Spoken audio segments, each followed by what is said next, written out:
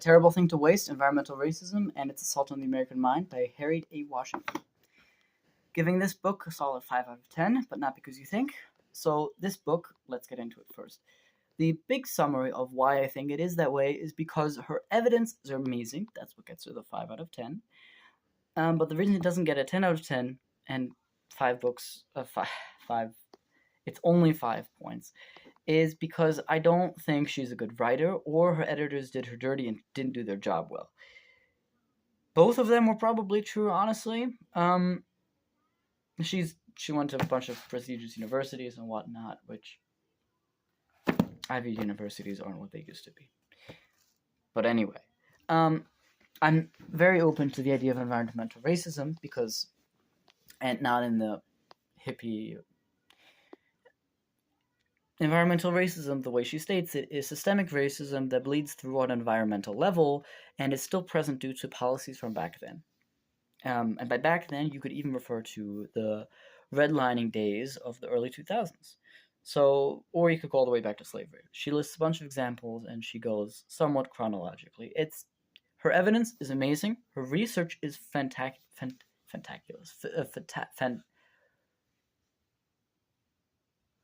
It's very good. Okay.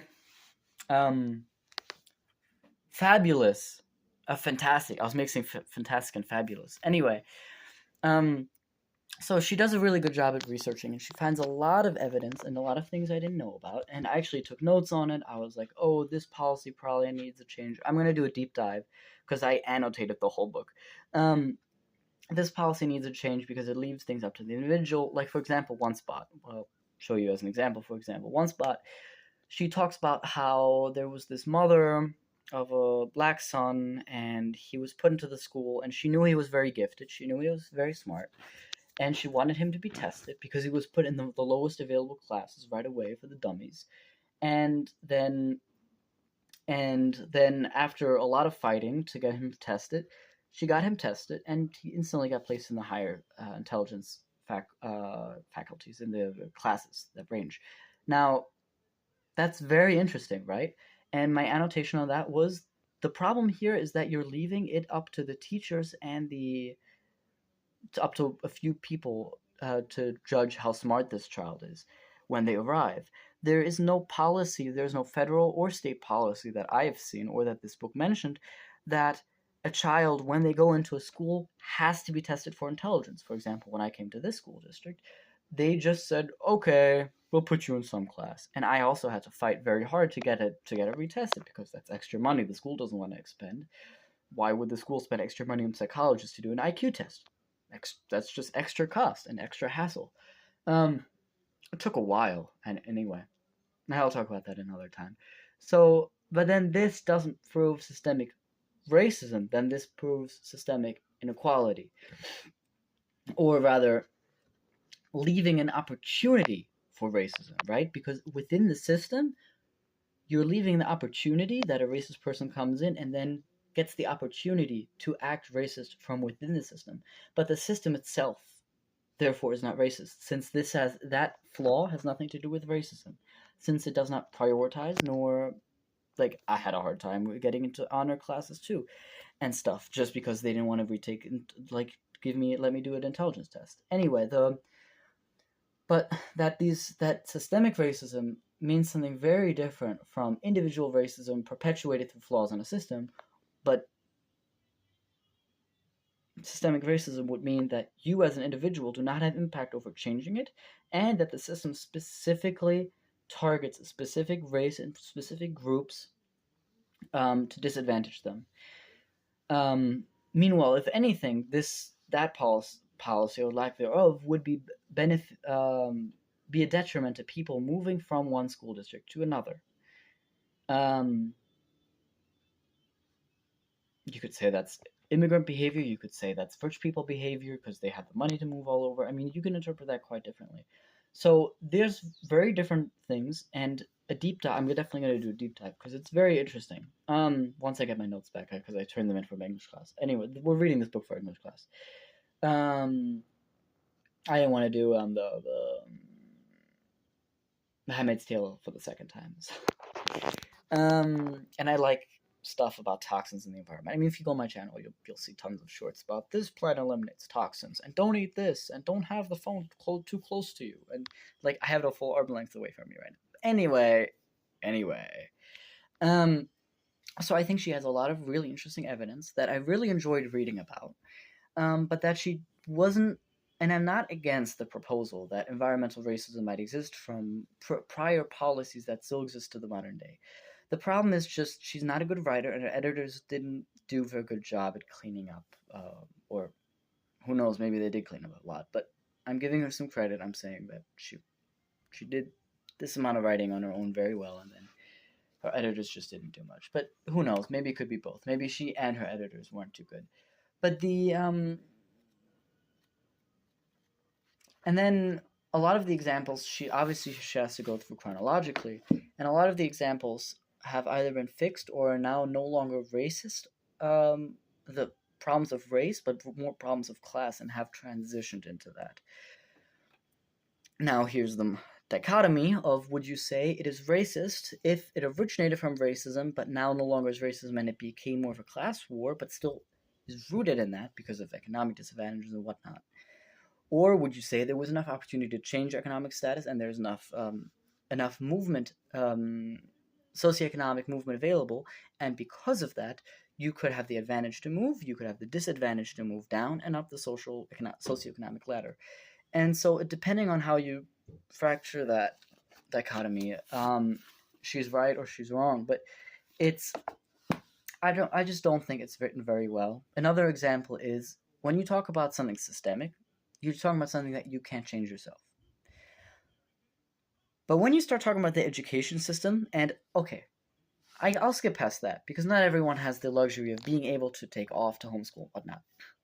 However, bringing fetal alcohol syndrome, a whole chapter about it, that's entirely personal responsibility. It costs you money to get drunk. It costs you money. Now, she could have, and she was on the edge. This is what really made me angry and frustrated me in this book, because she had so much good stuff, and she was always like a millimeter away from making really profound statements, but then she didn't make them, and that frustrated me. One example is in the fetal alcohol syndrome chapter on the health effects of and the marketing towards Black communities and BIPOC communities and whatnot, affecting underage alcohol usage and other things. Is, well, first of all, it really is personal responsibility, and it costs money to get drunk. But aside from that, something very interesting and profound that she just plopped in there, and I thought she would elaborate, is that churches and substances are the two best industries in poor communities, and especially communities of color. And I thought she was going to expand on that, but she didn't. And what I would love to see is her to write at least another few sentences about how meaning and escapism have a lot of value in poor communities when you try to escape from a life that's very horrible, and when your mental health is impacted by all these environmental factors, and that this could drive a person to do this, to have a harder time getting a job, to have for their kids to experience mental retardation, to be more likely to be escapist, and for it to be a cycle. And do I think the government's going to save you? No, I really don't. And that's where this book fails, not in my personal policy, not on a book level. This is on a political scale and advice scale. If you give people advice, it needs to be something actionable. You can't tell people the rich people are the problem of it all, but they're not going to help you because they're rich, and we're not going to get it done because we're poor and we don't have the say. So there's no way out. There's no hope. And I think we need to be optimistic. And for example, something she did say quite often is a lot of toxins impact both rich and poor communities. Now, poor communities mainly because they're poor, but they, like, for example, fluoride in the drinking water. You can advertise that to rich people and say, do you want to pay $80,000 for a reverse osmosis filter in your lifespan, or do you want to help us push through a policy that completely eradicates fluoride in the drinking water? And then that's how you get people, other people who have the resources to impact change, to help you with your problems indirectly by telling them, hey, I know I'm having a problem with it, but that's not why you should listen to me. You should listen to me because it's also your problem. And that's why you should fix it, for your sake, if not for mine. And there's a lot of actionable things that she could have put in there, and she was always on the edge of it. This is what frustrates me. There was so many interesting policy things and things in the environment that hurt us, and all these things that she was really on the edge. She was so much on the edge of talking about them. Oh, bro, my seasonal allergies are killing me, and the windows are closed. Anyway, it's not as bad as some other people I know.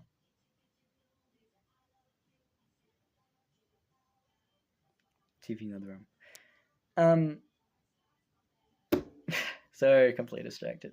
But yeah, oftentimes she has really good evidence, but then she doesn't use it very well. And it's like, I'll see the evidence and I'll think she'll make this grand point, and then she doesn't. And that's that's disappointing to me about this book. It's just that the writing is bad, but the actual research and evidence and all the like a lot of the points are really good, but she just doesn't know how to frame it into an argument. She doesn't know what her conclusion is. The most accurate description of this book is someone who really deeply researched a topic they cared about and put all the stuff in a book in a really long disorganized rant that they really were passionate about and wanted to tell you about, but they didn't really know what umbrella to put it under. So they just all kind of squashed it under there. And that's how I'd classify this book. And that's why it's a mid. It's interesting because of all those things. But I don't think it's very it doesn't really change minds. But in terms of policy and evidence and all these different things, that's very interesting. In terms of school choice and how should happen when you go into a school, and prosecuting people who give minors alcohol when they know perfectly well that they're not allowed to, and all these things. That's a very interesting claim, and that's a very interesting argument, and I would love to read more about this argument in case. In fact, I have a few. I ordered a few books at the library talking more about environmental racism. This is more of a recent book because there's a lot of interesting things I usually don't hear about. Same because I'm sure if you go on my channel, I read philosophy, religion, sci-fi, fantasy books. Like, I don't read a whole lot of political books or scientific books or books on racism and LGBTQ and BIPOC and queer and LGBTQIA plus XYZ, the whole shtick. And it's very interesting because I usually don't engage with it. But yeah, I say read the book if you care about the topic. But if you don't really care about the topic and you're not very political and you're not gonna really get active in politics, then it really doesn't matter much to you unless you're poor, or you don't exercise, or you don't filter your water, or but at that point get a book on health advice, on a general book about health advice. Peter Attia's book is really good. It's his most popular one, the one on health span. So if you look that up, you'll see what I mean. But that's probably a top recommendation I have if you want to improve your health and live longer and have healthier children. And yeah, good luck to you all. God bless, and I hope you have a good rest of your day. And remember to be optimistic. Don't despair, because otherwise, what's the point? And I need to come up with an outro. But yeah, I'm gonna have a full, an hour-long deep dive into this book if you want to see it. But yeah, with quotations and citations and all that stuff, all that fun stuff. Anyway, let me know what you think. Let me know how you took the book if you read it. Let me know if you read any of our other books. Just literally leave a comment about anything. I'm happy to engage. I mean, Joe Rogan and a lot of people say don't read the comments, but I love reading the comments because genuinely, oftentimes they're funny. I don't get a whole lot of hate comments, but yeah. So all the best of luck to you. I obviously don't know how to do an outro, and till next time.